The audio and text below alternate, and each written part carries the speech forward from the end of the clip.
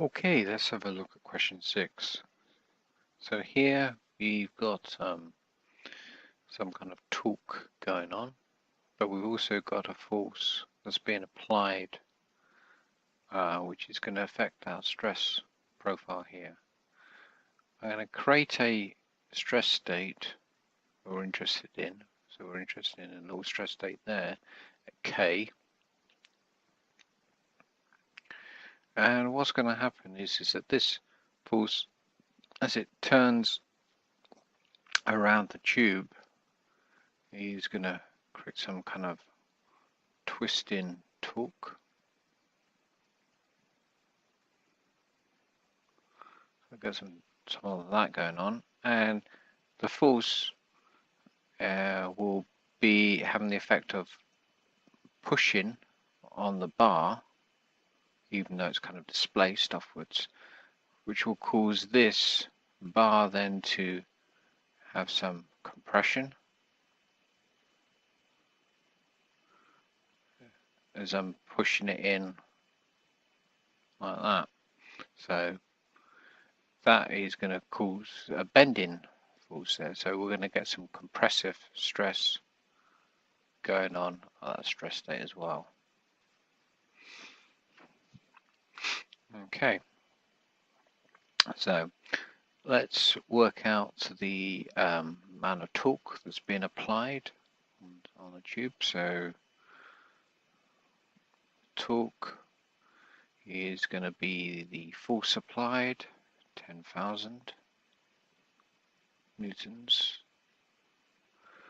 and the distance to the pivot. I'm not entirely sure on this diagram, but this diagram looks like that's going through the axis. Maybe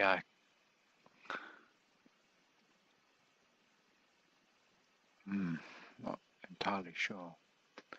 I think the question looks like it is, so let's go with that. So we've got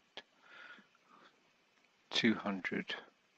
My numbers might be a bit off from the final answer. Millimeters. Okay, so that torque works out to be 2,000 Newton meters. Now what about the bending moment being applied? Well, for that we've got a force being applied here, and it's going to have a distance from here to here that's being applied. So the bending moment will be 10,000 again, force, and the distance where it's effectively being applied, so you can imagine it's getting displaced here and then pushing down here, is this distance from here to here, which is going to be 150 millimeters. So that will be 1,500 Newton meters. So I've got my tool, got my moment, bending moment. I will start off by working out what the bending moment stress is, so the sigma. So we rearrange the equation from the engineer's bending equation. Stress is m over I times by y, where y is the distance from the neutral axis. So the m that's being applied here, we know what that is. The I. Right, well that depends on, so if I'm looking at it from above, that depends upon the cross-sectional second moment of area. So that's kind of got a tubey thing going on there, isn't it? So yeah, we got outer diameter 102, wall thickness 6 millimeters. So let's work out what the I is. And that will be pi over 64, and and then we're going to have 102 times this to the minus 3 to the power 4, take away 90 times 90 times this to the minus 3 to the power 4 equals, I didn't actually calculate this because I put it all straight to my calculator. So that's the I bit that I need there. The Y will be the distance from your neutral axis that you're trying to bend. So that's going to be this distance from here to here, as I'm looking from above. So that will be half the diameter. So I didn't actually work all that out using my notes. So I put in the 1500 value there. The Y, which is 51 times 10 to the minus 3. And I put in the I value. And I got minus 36.6 megapascals. Make a note that it's minus because I'm expecting this to be in compression here if the force is being applied up there. So that's, although I've already drawn it pointing downwards. Okay, so the other one is the torque. So this is going to try and turn around, and it's going to cause this to try and twist around a little bit more than this side here. So we're going to get some sort of shear force going on there. So for that, we work that out by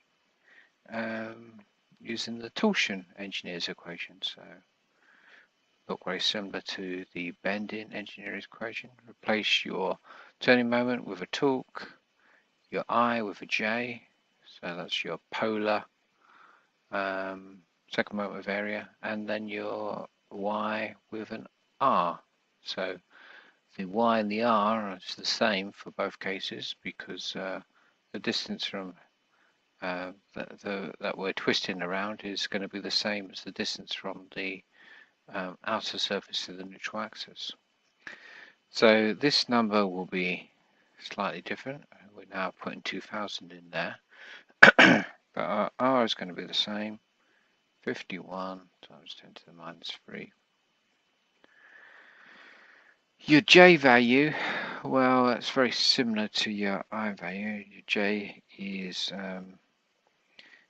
pi over 32, so you could work out J from this, so pi over 32. That means if I take my I value, multiply it by 2, I could find it like that. So I just put that whole expression into my calculator, and I got 24.4 megapascals. Okay, I use slightly more accurate numbers to work out the stresses. So now basically I've formed my stress state, I know the two components, and I'm taking this stress state here to be 0. Okay. So I then used the transformation equation for the max min one, and so that's going to be the stress in the x direction, stress in the y direction. I took the y to be I guess 0 and the x to be, well actually that'd be the x would be 0 and the y would be in this direction, so again it doesn't matter because one of them 0, one of them isn't. Plus or minus stress x, take away stress y, divided by 2, and then you'll square it, plus the shear stress squared. So you plug your numbers in. This component here is just going to end up half of that. So minus 18.185. Because it's the difference here, one of them is 0, you just end up with 18.5 again. 18.185, which we want to square. And then we've got the shear. I've got the equation correct, haven't I?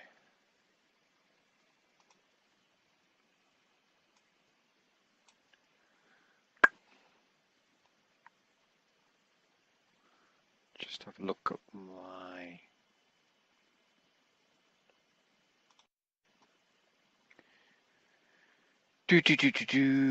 hang on, it won't be long.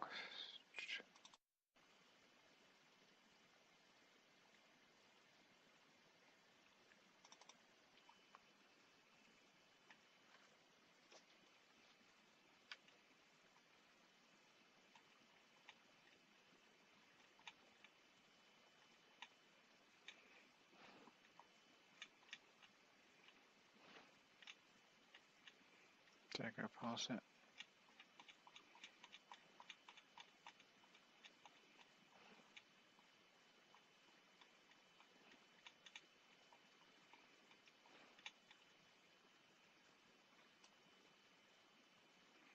Guess I must have done.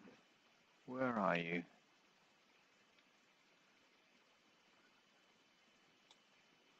Yeah, halves, yes. Okay, so plus 24.370,